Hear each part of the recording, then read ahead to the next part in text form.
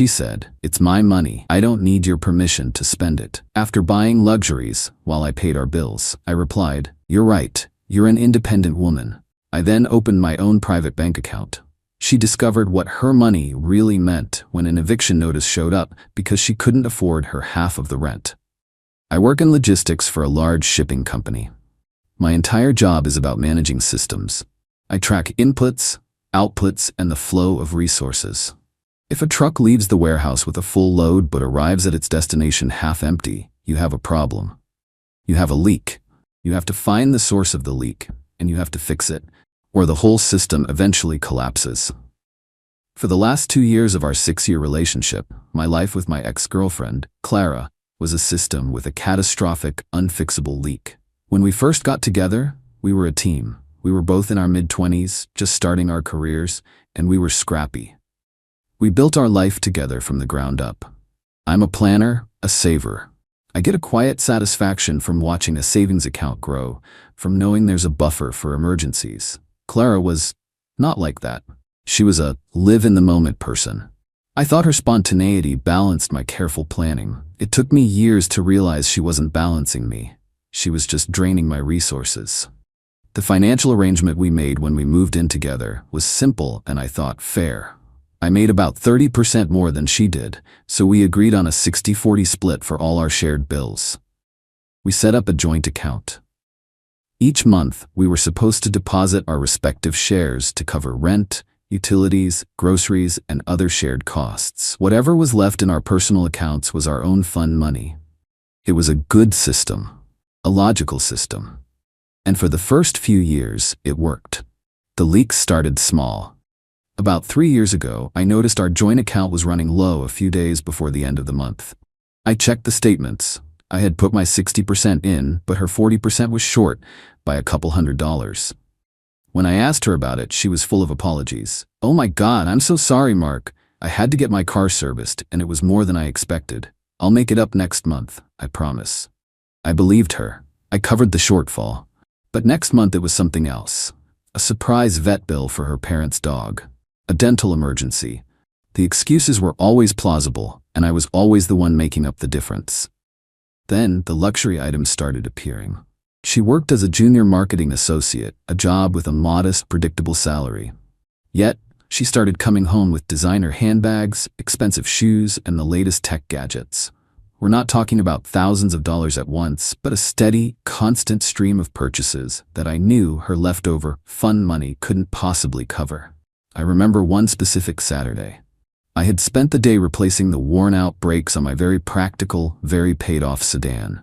It was a greasy, frustrating job, but it saved us about $600. I came inside, hands raw and covered in grease, feeling pretty good about my fiscal prudence. Clara walked in an hour later, glowing, holding a brand new handbag that I knew for a fact cost more than the brakes I'd just spent my entire day fixing. "Do you like it?" she asked, twirling in the living room. "It's the new seasonal color." "It's nice," I said, trying to keep my voice even. "How'd you swing that?" "Oh, I've been saving up," she said breezily. That night, I checked the joint account. She hadn't put her share in for the groceries that week. I had covered it again. She wasn't saving. She was just reallocating her financial responsibilities to me so she could afford her luxuries. The leaks were getting bigger. The system was starting to strain. The real damage started with her big trip. Her group of friends decided to go to Europe for 2 weeks. It was an expensive, multi-city tour. I was happy for her, but I asked her how she was planning to pay for it. "Don't worry," she said. "It's all coming out of my personal savings. It won't affect our budget at all." She went on the trip. My social media was flooded with pictures of her drinking wine in Paris, eating pasta in Rome, and riding a gondola in Venice. She looked like she was having the time of her life. She came back full of stories and bearing a small, cheap souvenir for me. The month after she got back, she only deposited about 20% of her share into our joint account. The excuse? "I'm just so broke after Europe." You wouldn't believe it. I covered the rest. All of it. The rent, the utilities, the groceries. My savings took a massive hit that month, all to pay for the lingering financial hangover of her European fantasy. The final, system-breaking event happened 6 months ago. She decided her perfectly fine, reliable car was embarrassing. Without consulting me, without any discussion about our shared budget, she went out and leased a brand new, expensive SUV. The monthly payment was astronomical. When I saw the new car in our driveway and she told me the monthly cost, my logistician's brain almost short-circuited. "Clara, how can you possibly afford this?" I asked her, trying to stay calm. "You can barely make your share of the rent as it is." And that's when she delivered the line that would end our relationship. She looked at me, her face a mask of defiance and entitlement, and said the words that changed everything. "It's my money," she said, her voice cold and sharp. "I have a career. I work hard for my money. I don't need your permission to spend it on things that make me happy." I just stared at her. My money, the money I used to pay for our roof, our food, our electricity, that was our money. But her money, that was her money. The hypocrisy was so perfect, so complete, that I didn't even get angry. I just felt a sense of profound clarity. The system wasn't just leaking. It was a complete and total failure. The partnership I thought we had was an illusion. I wasn't her partner. I was her primary source of funding. I looked at her, standing there in front of her new car, and I just nodded. "You're right," I said, my voice calm. "You're an independent woman. Your money is your own." The look of triumph on her face was something to behold. She thought she had won. She had finally put me in my place and established the rules of our relationship for good. She had no idea that I was not just agreeing with her, I was accepting her terms. And I was about to restructure our entire operation based on this new, brutally honest understanding. The next day, I began the process of what I now refer to as the Great Financial Uncoupling. It wasn't a secret. It was a series of calm, logical, administrative steps. First, I went to the bank. I opened a new, private checking account in my name only.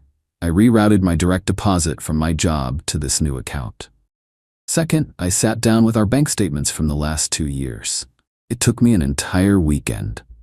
I created a spreadsheet, a beautiful and terrifying document that detailed every single deposit and withdrawal from our joint account. I calculated down to the dollar the exact percentage of our shared life I had been funding. The final number was 84%. For 2 years, I had been paying for 84% of our life together, while she was paying 16%. Third, I drafted an email to her. It was polite, professional, and completely devoid of emotion. It felt like a memo I would send at work to announce a change in shipping protocols. The email explained that, in full support of her stated desire for financial independence, I was dissolving our joint account.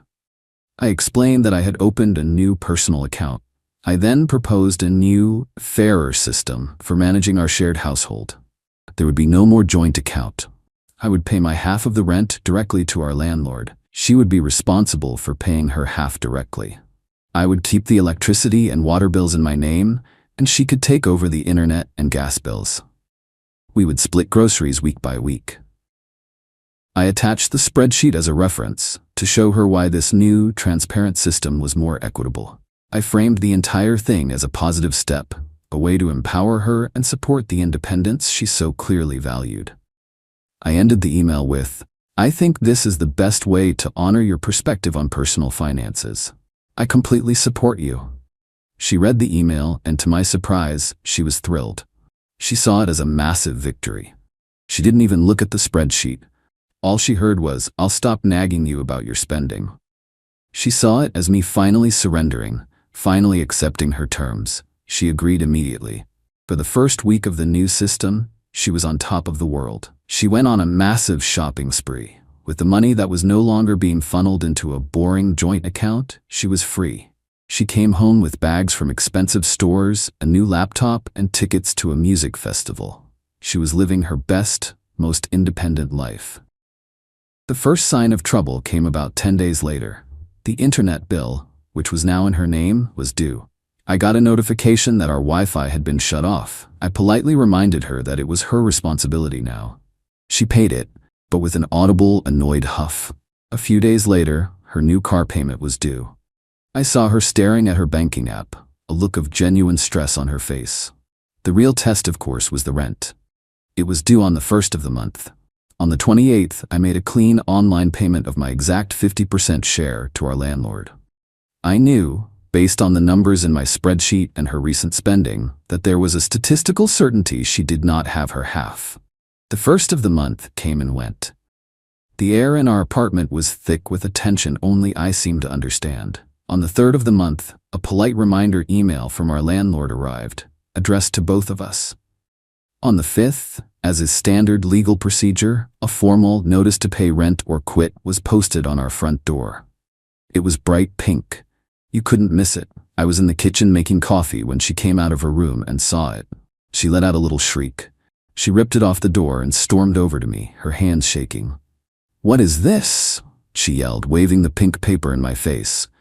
"It's an eviction notice. We're being evicted." "Not we," I said calmly, taking a sip of my coffee. "You. I paid my half of the rent. You can call the landlord and confirm. The overdue amount is your share." The look of pure, uncomprehending panic on her face was a sight to behold. "But you're supposed to cover me. You always have." "That was under the terms of our old partnership," I explained, as if I were talking to a new employee. "The one where we were a team. But you ended that partnership.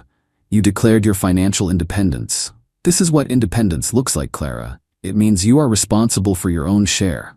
The landlord doesn't care about your new shoes. He cares about the rent." She spent the next few days in a frantic scramble. She tried to get a loan. She tried to sell some of her new luxury goods online for a fraction of what she paid. She called her friends, but they were all in the same boat of living beyond their means. Finally, she had to make the one call she had been avoiding. She had to call her parents. I wasn't there for the conversation, but I heard the aftermath. Her father came over. He looked tired and profoundly disappointed.